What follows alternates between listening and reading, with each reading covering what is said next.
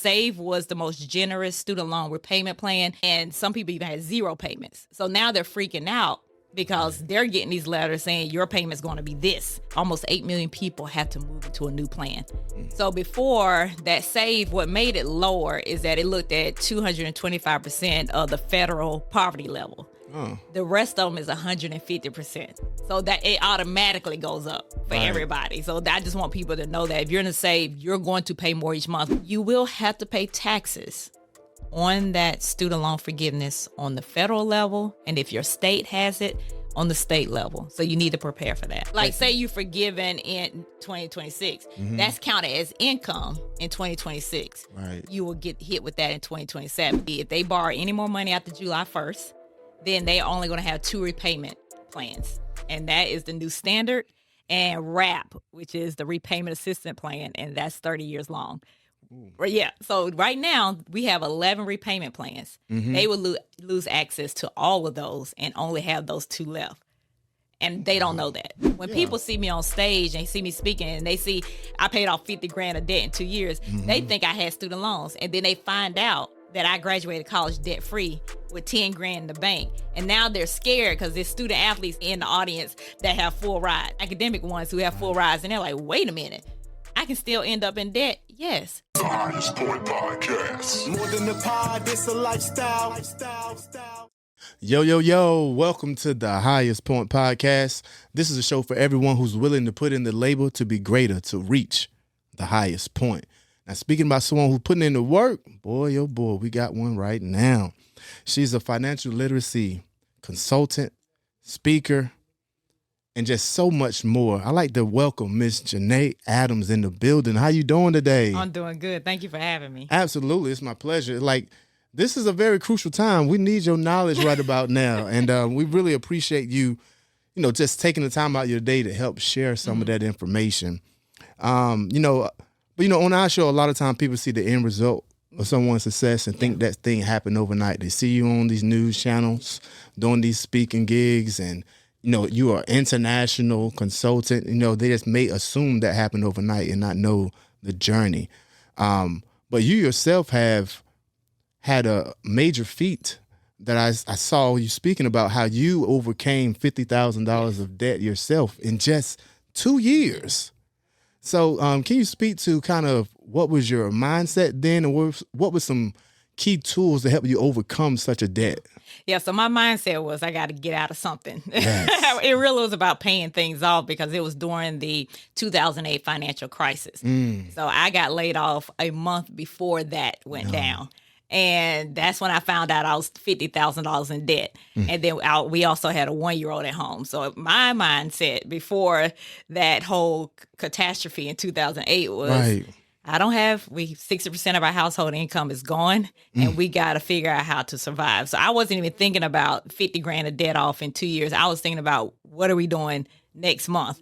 And so really some of the strategy, and I'll say the main strategy, because I think that's what helps people, is that we started what I call a dream sheet. And this is why I tell people whenever I'm on stage, you got to have a dream sheet. So this is what you would do, where you would go, or who would you help if money wasn't an issue at all. Ooh.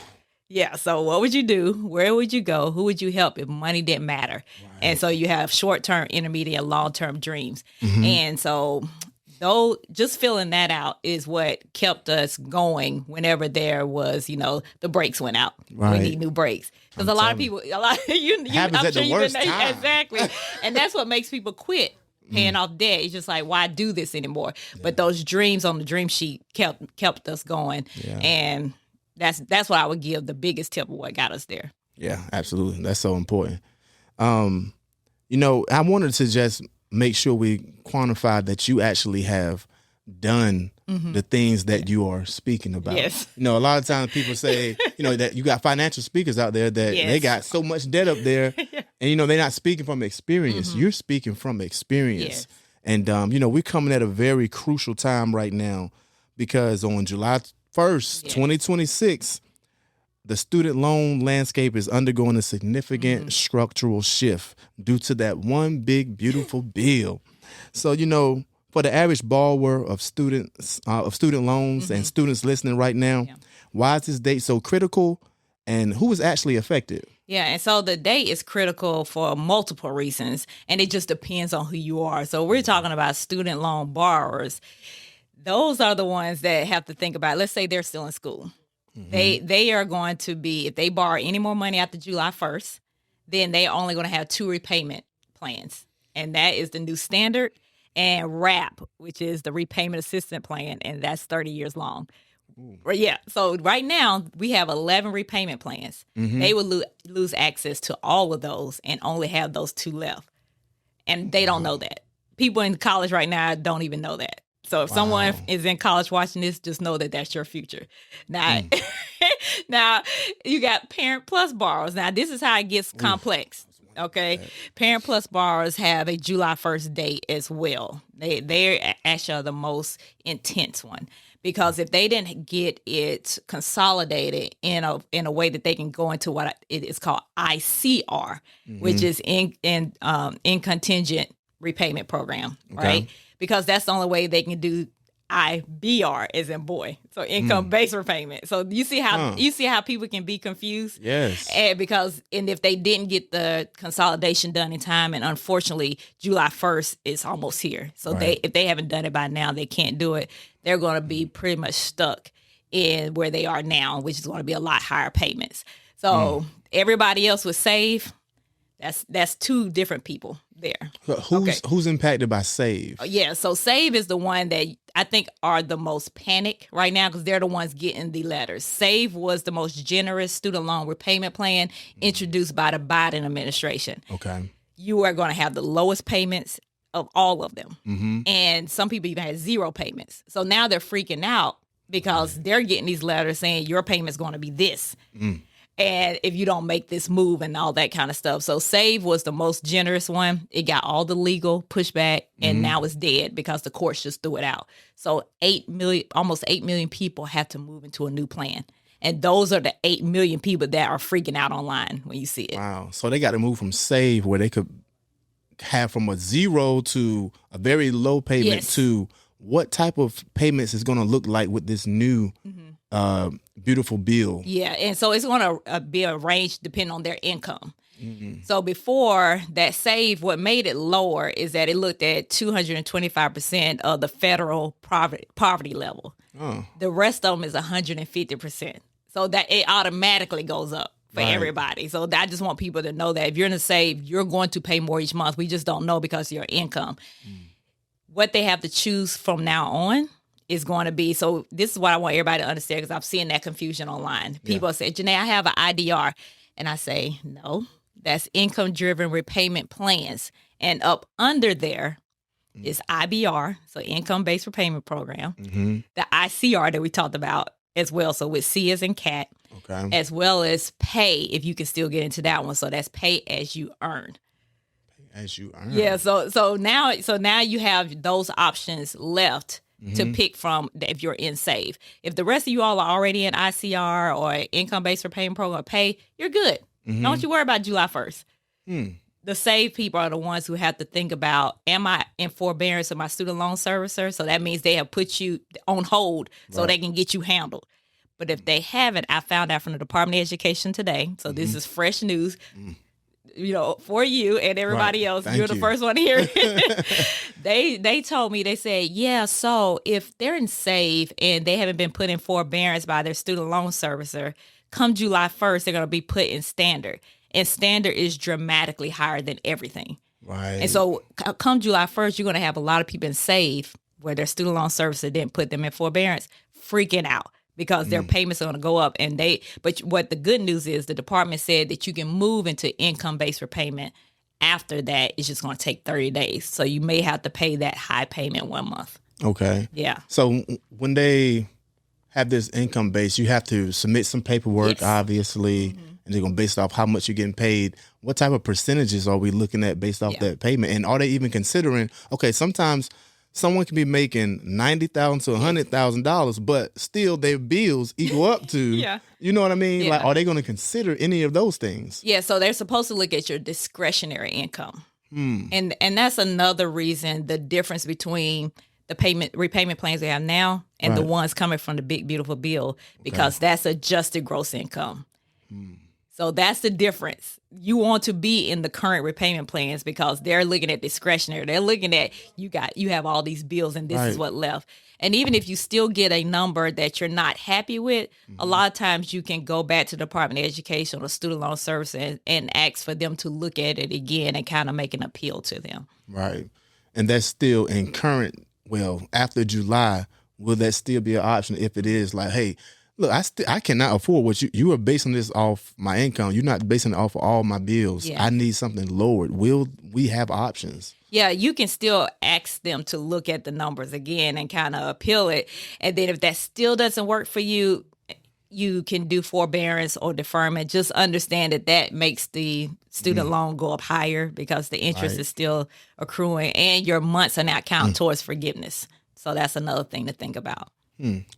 You say that one more time? So if you're in forbearance or deferment, every month is not paying to your forgiveness. So these plans right now, our current ones, not the new ones, the current ones are 20 and 25 years. So those in save right now, and this is another reason that you need to consider kind of moving out of it. Every month you're in it, it's not count towards forgiveness at all. And your interest is growing, so your balance is getting higher as well. It's a lot, I know. Yeah, it is. It is. And I understand you actually have some like one-on-one opportunities where people can talk to you to get this information as well. Yes. And I think that's so important because heck, I might need a one-on-one conversation about because there's so much information, so many acronyms, so many things to keep tabs on. Are there any reference websites that are good to get this information and digest it? For sure. And I will always tell people to go to studentaid.gov. Always make sure it's GOV after that, .gov, not .com, not .org, studentaid.gov, because that's where you can sign in to your own account, see where all your loans are and what you have, and then also go to the student loan estimator to see what your payment amounts are going to be as well. If you don't know what that is right now because you've been in SAFE. Right. So you can see what those new ones are and be able to kind of look at all the different definitions that you need also. Yeah. So if someone's deferring right now and they cross that threshold of July 1st and they're still deferring until September, how does that look for them?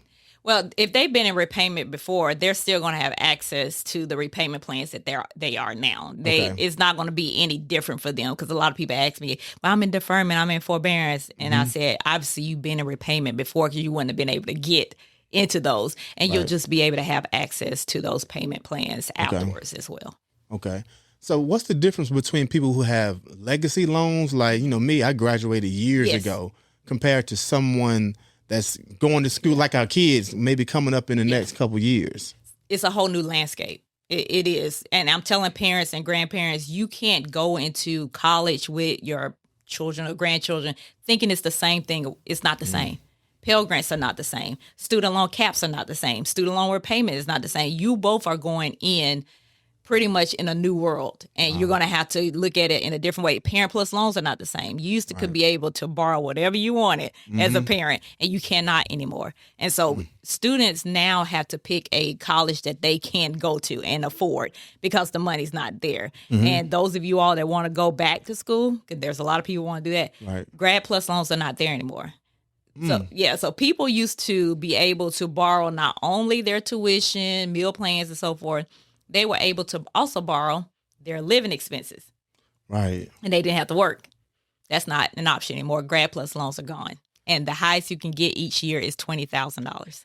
Right. But with those going away, but I also heard that it's a difference when it comes to you being a part-time student as well when it comes to those options of getting loans. Yeah. So you have to really pay attention to how many hours you're taking. So when you're thinking about a community college student who is trying to balance working and school, they're going to really have to work closely with their financial aid department to make sure none of that is messed up, that they have the right amount of credits to get what they need as far as federal student loans or even their Pell Grants. Wow. So it's a whole formula they got to be even worried about. Yes. While trying to do this Everything college else. and work. Now I got to figure out this whole formula. Yeah, so financial aid they have to be your best friend, not only for the guardians and parents or grandparents or whoever it is, but for those students. You can't afford to do it on your own. Yeah.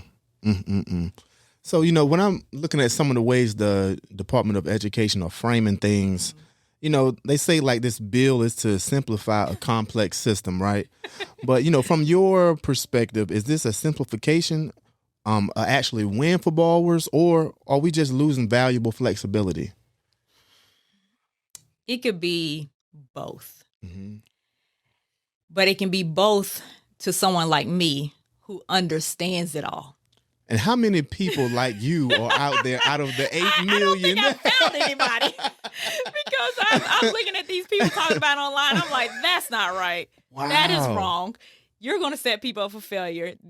And so I haven't found one person yet because I've literally read the House version, the Senate version, and the full version of the Big Beautiful Bill. Mm-hmm. So that's thousands of pages. Yeah. And I've been working in student loan policy for over 15 years and working on Capitol Hill with student loan policy. So it's something that's just ingrained in me. Right. And I've been working with students for 15 years across the country. Right. But either way, I would say it's simplifying because you have something, and I don't want to get too deep in the weeds and so forth, but we have something called graduated repayment and extended repayment along with standard repayment right now. Mm-hmm. That's all pretty much being put into the new standard repayment one.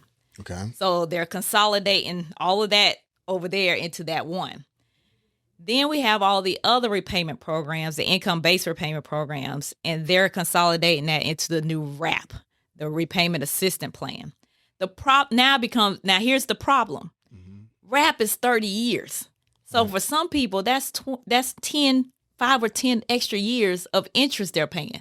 So you're paying extra. Yes, you took away all these other plans to make it simple that now it's one repayment plan based on your income. But what did we lose because of that? Right. So in their minds, because they're not in college, because it was Congress, mm-hmm. they said, look, we're making it so simple. But yet you added years to it to make people pay more back.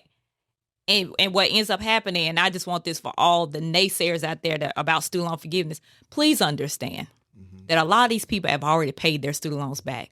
What they're getting forgiven is their interest. Wow. So the real issue is, what are we doing to get interest where it should be? Because this interest is 8%, 9% or more. Why is it not 1 or 2%? You are trying to get rich off of people trying to get an education. That's where the real issue is. Yes. So if you're on Capitol Hill and you really want to talk about student loan repayment and being able to reform it, then let's talk about it for real and not these patchwork things that you're doing. You thinking that I'm making it more simple. Yeah, it's less plans, but these people are paying more interest and over the long run. So it's you can't tell me that someone who has $20,000 in student loans that you're going to stretch it out for 30 years over them. They're not paying $20,000. That's going to be more like 30 plus that they're end up paying. That's not fair to me. So what do you think someone would do to overcome that situation? Okay, you're in this program 30 years. What are their best options? Yeah. So for those that will end up having to be 30 years, so this is when the strategy comes into play. And that's the unfortunate part that 40 million borrowers don't have. They don't understand the strategy. So this is me trying to help you with the strategy. If someone has a $20,000, student loan, I may go on RAP because that's the only thing I have, right? But I'm paying extra to the principal every month and getting rid of it as fast as I can. So that $50,000 of debt that we paid off in 2 years, we pay extra to the balance because $25,000 of it was his student loan. So we're paying extra to the balance, and to the point that I had received, this was mail at the time, not email, mail at the time. They were like, you don't have to pay again for 8 years. So you see, we were beating the interest, which is the method that people need to do. You paying extra to the principal and bringing it down faster so the interest doesn't hurt you. So yeah, you can start in RAP, but if I were you and I had something as low as 20, 30, maybe even 40,000, I'm going to try to aggressively pay it off, because at the end you got to think about, I paid all this interest for, 30 years. How much extra did I pay over the 20, 30, 40? You see, so should I just pay the 40 and be done with it if I can? Now, but some people can't. Right. But if you can, that's the way to go. Yeah. So with that strategy, is it best to pay, okay, if my bill is $300 to pay $450, or should you like pay twice in a month? Should we pay that bigger payment up front, or because I've heard if you split it up within a month, you'll directly get to the principal quicker. Yeah, and so I would say at the beginning of the month, I mean, if you're going to pay and you're paying at the beginning of the month on your due date or whatever it is, you're paying extra to the principal no matter what. So you can, I know interest accrues daily and so forth, but it's just what works for you. Because some people say, well, Janae, I can't, like, I put my bill on the 20th for a reason. You see? So if I could do it at the beginning, I would have, but I can't. So they just, long as you put the extra money to the principal, you're still going to win. Oh, okay. Yeah. So it basically end up at the same finish line. Yeah, because you're bringing it down. That's the whole point of it. Like, the more I bring it down, the less it is that the interest is going to hurt me. Got it. We was talking about those caps a little bit, because I also heard there was limits on caps of the graduate and the Parent Plus loans. What else important we need to know about that? Because I know my parents took out some loans for me when I was in college as well. How are they going to be impacted? Yeah, so when we're thinking about all the students going to school now, so those that are in there before July 1st, like they get to continue to borrow on the old guidelines. Everyone going in the fall and after that, they have to abide by the new rules. So I would say those that are going to be affected the most are those who want to be doctors and lawyers, because now they have a $200,000 cap to become a doctor, a lawyer, a chiropractor, a dentist, and a lot of their schooling costs $400,000. Sheesh. Exactly. So now you have to ask yourself, where am I going to get $200,000? Right. And unfortunately, they end up having to they will have to go to the private market unless these schools start bringing down their prices. Now, is the private market salivating at this opportunity? Do you think they're raising their rates up a little bit? How do you think what is their perspective on this?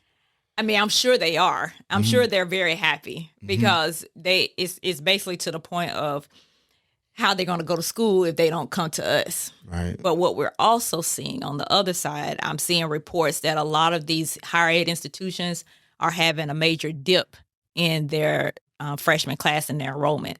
Because a lot of people were like, I can't afford that. They are saying they can't afford it, or they're seeing everything that's happening and they're wondering, should I even try this when they're saying that it might not be enough money to be there? Why should I even, try at all? So it's going to be interesting in the next couple of years, who's getting hurt the most? Is it the ones that are going to school and having to borrow that money and they're just doing it? Right. Or the institutions that the people aren't showing up? I've seen reports about grad schools trying to think about how can we make sure these students get in. I've seen private schools who have never offered anything start to offer tuition free, even though that does not cover meal plans. It does not cover room and board, which is the most of it. So they are, I'm not going to say desperate, but I'm starting to see the canary in the coal mine for higher education. The potential of desperation is there, though, because you start having less people coming in there due to all of this. Yes. It would make sense. I think a lot of people are starting to find other ways to make money, too, because they're afraid of putting all this money into school. And then when you graduate, you don't even use your degree. It's just like so many different layers to it. Yeah. And I would tell people this, that is evidence there, reports there, and research that you're going to make more money going to college, $1 million over your lifetime. It's now because of the big, beautiful bill. It's got to be strategy. And so I'm talking to those that are in college now and those in high school. Right. You can't just go to any. First of all, don't go to college and you don't know what you're gonna be doing. Okay, you're like, I understand undecided, but I was a first generation college student, and I tell people all the time, I did not go to college to find myself. I went to college to get a career that pays a lot of money so I can help my mother, because my dad passed away on my senior year. That's what I was going for. So I was laser focused. I knew I first wanted to be a lawyer. Once I realized I had to go to extra schooling, I was like, no. But I got into the business school. And because in the business school, you can work anywhere. So once I stepped on that campus, I knew it was going to be corporate America. I was going to be making money that way. It's just where was it going to be? So I would tell people now, you got to be strategic. You got to know, even in high school, start looking at what scholarships you're going to get, what grants are you going to get, what is the true cost of the college you want to attend. You can't look up tuition and fees because that's $10,000, and then you get the bill and it's $30,000. You like, wait a minute. Yeah, you got to eat and stay on campus. And so it's going to be strategy. So any of my parents and guardians, watching us, understand that it's strategy now. Yeah, absolutely. So, sorry for your loss. Understand the loss of a parent is crucial. Now, with you being a senior in high school, now how did that shape your mindset once that happened? Like, was he like the breadwinner and you was like, I got to really get laser focused to make sure mom is good if pop's not here no more? Yeah, and they both made equal money, for sure. And with me, my whole drive, and so this is for my student athletes out there, I knew I could not go to college outside of North Carolina, which I wanted to do, without my tennis scholarship. Right. And so I had been playing tennis since I was 10 years old. Wow. And my whole mindset was, how do we get a scholarship so that my mother doesn't have to pay for college? I'm not even sure that she could have paid for in-state either without me taking loans, but that's what the grind was. So when people see me on stage and see me speaking and they see I paid off $50,000 of debt in 2 years, they think I had student loans. And then they find out that I graduated college debt-free with $10,000 in the bank. And now they're scared because there's student athletes in the audience that have full rides. And it's those academic ones who have full rides. And they're like, wait a minute, I can still end up in debt. Yes. So how did that happen? Because I thought it was student loans as well when I saw the $50,000. So I married into it. So he thought he went to college on a full ride basketball scholarship, and he didn't. So the coach convinced his parents to come there the first year, pay for out of pocket, which they couldn't do. And that $25,000 was 1 year of college. And the basketball scholarship picked up the rest. And we didn't find that out till we got married, that he was in $25,000 of student loans. And then the other $25,000 was a car.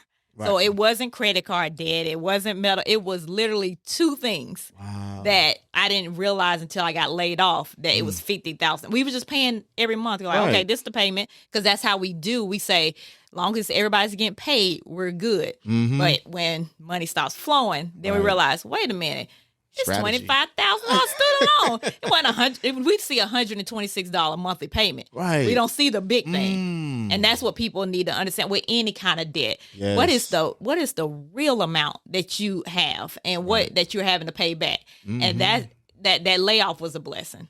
Wow. Yeah. It was a big eye opener for sure. Yes. Often we hear about the loan forgiveness. After making payments for decades, but then we hear about that tax bomb at the end. Can you explain what a tax bomb is? Yes. And, break it down to us like we 5 years old. Okay. And I will try. So during COVID era, what happened on the federal level? So we all know we got federal taxes, we got state taxes. What was happening on the federal level is that if you got forgiveness during that time, it was not taxed. And so, I help people get $4.5 million in student loan forgiveness during the Biden era. So none of them was taxed on any of that. In fact, one person, she had $439,000 forgiven. Okay, can you imagine that? She was able to retire after that. She was retirement age and still had $439,000 in student loans. So just understand the true problem with this $1.7 trillion student loan debt that this country has. It's people that's really bad off. And so now, unfortunately, Congress let that expire December 31st, 2025. This is why it's important to understand politics. I tell people all the time, politics is money. And you have to understand politics, because people didn't even know that was happening. They didn't even know this was happening in the Big Beautiful Bill. This was last July.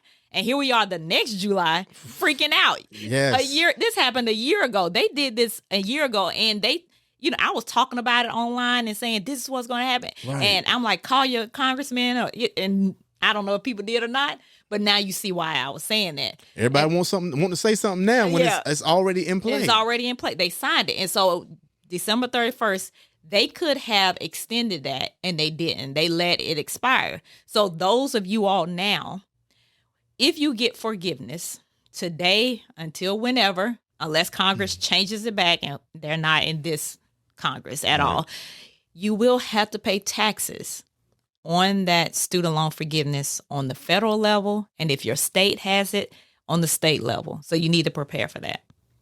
Jesus. So, okay, taxes on that. What is that? Okay, I got forgiven $30,000. What type of percentage of taxes are we maybe looking at there? And that just depends on people's income and what tax bracket they're in. So what I've been telling people is that you really, if you know that, okay, mine will be forgiven at this amount, you need to be talking to an accountant, tax strategist, so that the next year when you get hit with it, you've already saved up the money. So it's the following year after it's yes, forgiven. Because like say you forgiven in 2026, that's counted as income in 2026. Right. You will get hit with that in 2027. So that's why it's important to be with a tax strategist or an accountant.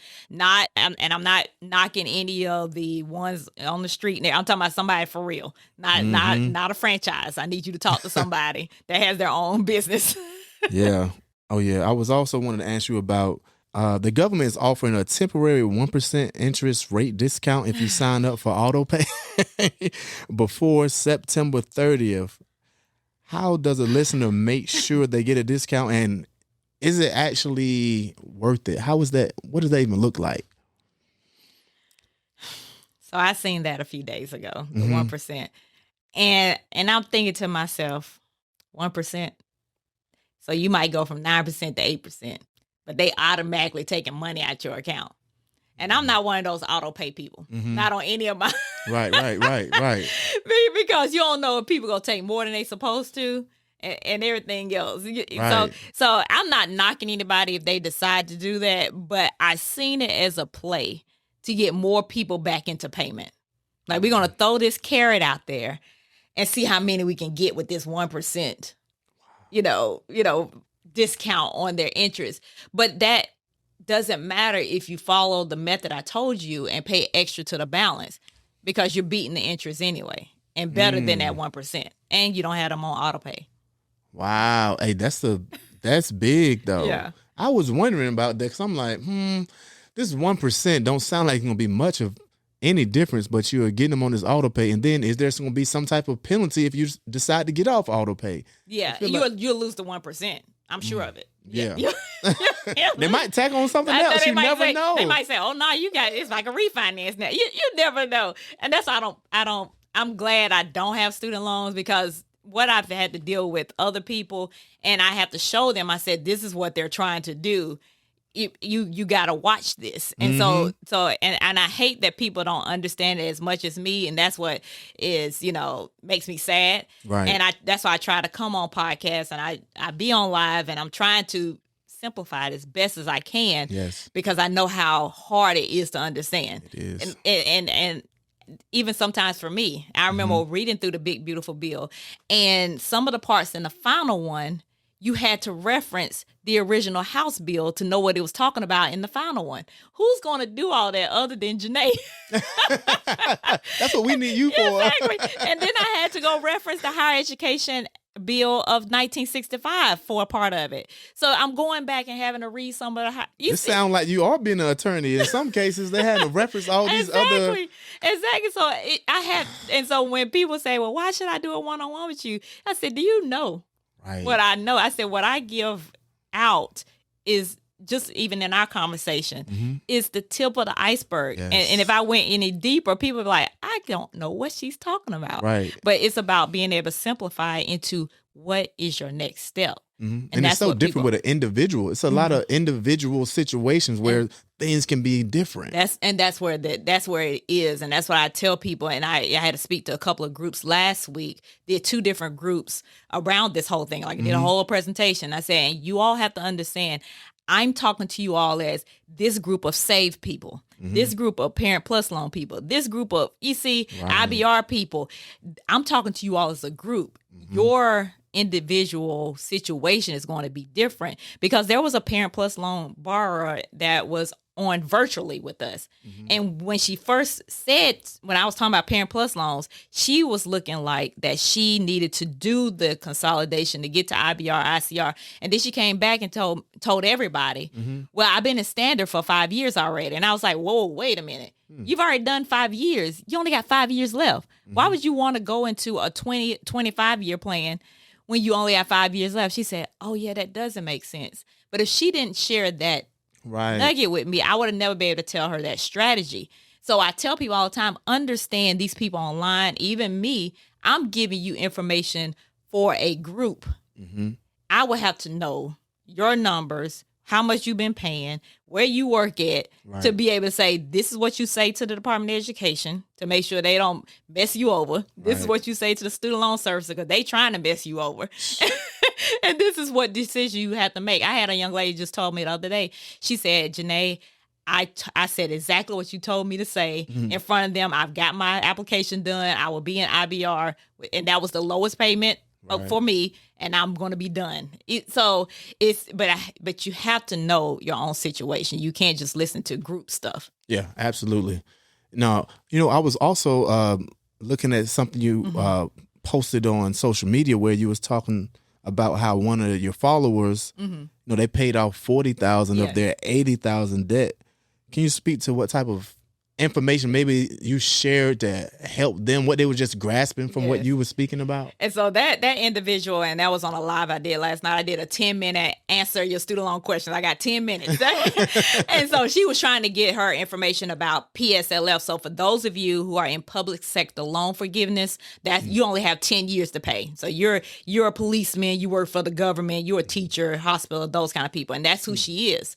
And so she was telling me, well, Janae, I had 80,000 ever since I've been listening to you. I paid off 40,000. So a lot of times I would talk about the steps of how I paid off 50 grand of debt in 2 years. And so those are the things that she was listening to over the years as she was doing this. 'Cause I may have been saying being able to cut back on your monthly expenses, cut back or cut out. That's one of the strategies in my book. Another thing is being able to use your hobbies to make more money and bring more money in. And then you take that money and pay extra to the principal that we already talked about. Because it's one thing to say pay extra to the principal, and it's another thing to say, where am I getting the money?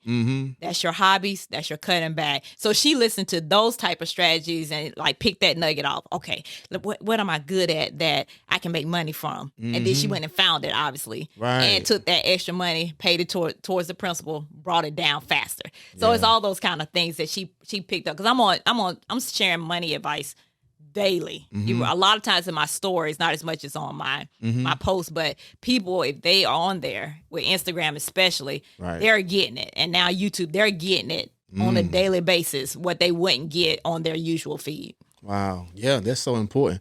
It can be hard for someone to figure out ways to monetize their hobby, but if it's something you love to do, it's something you do anyway. Yeah, exactly. If you can make a way to make some money from it, that's great. Yes. Now, I even heard you speaking about, how you can make money on surveys. There's different type of ways that you were, helping people make money and even learning yourself. Yes. What are some things like that people can find out? Because it's not every day. Yes. So it's definitely different surveys out there. And I even share a link with your audience too, that they can go and start making money from that. Please do. I would definitely do that. Yeah, I would definitely do that. And even just everyday life. That's the key of it. Find ways to save in your everyday life or make money in your everyday life. For example, we know food is ridiculous right now. Okay. Yes. And so inflation is crazy. And they just came out the new number today. We are going in the wrong way, but we know why we're going the wrong way. But that's beside the point. That's a whole different show. But I tell people when it comes to groceries, like, what you buy all the time. And this is what I did when I was paying off 50 grand of debt. We bought the same things all the time. So when hamburger meat went on sale and I was making spaghetti, I knew it was on sale. So guess what? We're eating spaghetti this week. But in 2 weeks, it's not on sale. And, chicken breasts on sale. Well, we're having something with chicken breasts because that's what's on sale. Every few weeks, General Mills puts their cereal on sale. That's when I still do that today. That's when I'm buying cereal. Everything has a cycle in the grocery store. That's when you buy it and save money that way. And you need to sign up for every grocery rewards program. You need to save up for, sign up for every restaurant, because they give free things out. Chick-fil-A be giving free things out on the regular. You do. They give you that survey, now you got a chicken sandwich. Yes. But it's all these restaurants that do free. McDonald's has a great app. I'll tell you, and I know everybody's a health nut, but when you trying to just make it and you McDonald's $1.69 any size fries in that app, and we know how much them fries cost. That's a fact. So that's how I save money every day. And when I was paying off the $50,000 of debt, I'm having to buy this stuff anyway. So if I'm at the front and the grocery store says you save $20 a day and out of my budget or whatever it is, then guess what? The $20 is going into paying the extra to that car note or that student loan. It's called reallocation. And that's another tip I'll give your audience. Where are you reallocating your money to? So I'll give you a perfect example. Those of you who have children that's been in daycare this whole time, now they're going to kindergarten. Right. We're not taking that money that you used to do daycare and shop with it or go on a trip with it or anything. We're reallocating it. Absolutely. To paying off debt. And if you don't have debt, we're reallocating it to investing for your future, your retirement. Yeah, I just reallocated something here recently because I got the reimbursement for my child daycare that we've been paying through my job. Oh, awesome. So, I just took that money from that little reimbursement and put it oh towards man, the bill. that's awesome. Yeah. And that's a great perk they give you. Right. For It sure. is. It is. And then, I was speaking with my brother literally this week, and we was talking about how much money we just pay extra for convenience. Yes. And it's ridiculous. We really need to stop. Like, he was just talking about how much money he be spending on, what is it when someone deliver food to your door? So DoorDash or Uber Right, Eats, DoorDash, Uber, all that. Yeah. He was like, man, if I stop, that's like an extra $300, $400 a month. I'm like, what?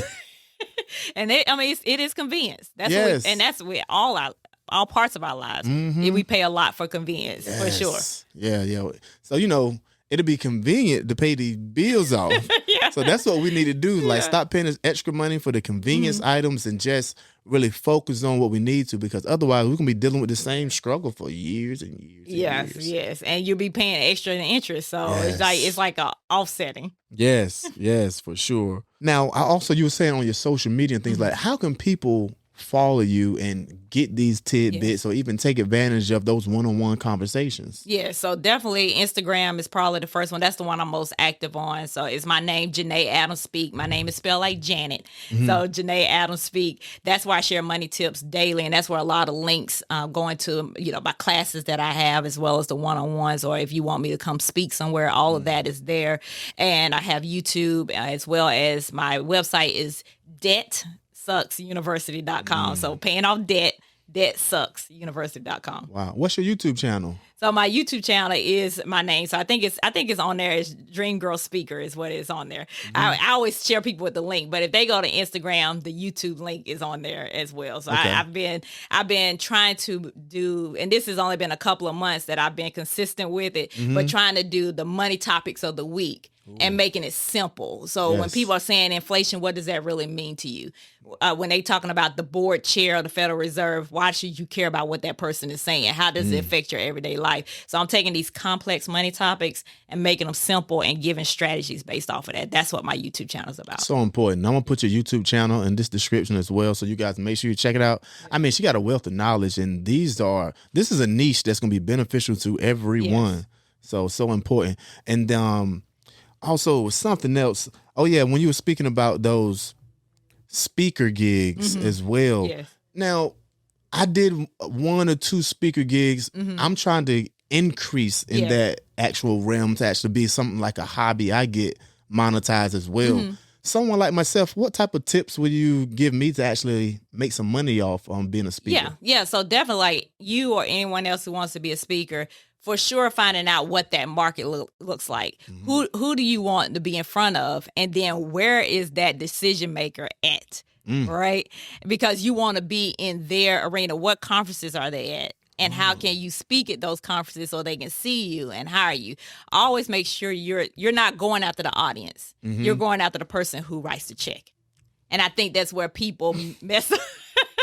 A lot of people mess up. It's like, I want to be speaking in front of these people. They can't pay you no money. Right. You need to find the check writer, and you need to get in front of them and show them their skill. And I'm sure you already have speaker reel, but I'm telling everybody you have to have speaker reel, because you can't reach out to a decision maker and they're like, well, I need to see how you speak, because I have a boring topic of financial literacy. Like, you hear financial literacy, you're like, boring. But when people see me speak and I'm playing, especially for college students, I'm playing Jay-Z and we having a good time. Right. It doesn't look like financial literacy, but when they leave out of there, they know I need in case you a breathing fund. I need to make sure that I'm getting my money right. I just found out how to make some extra money. Right. They learning practical skills for their lives, and they're going to stay in college.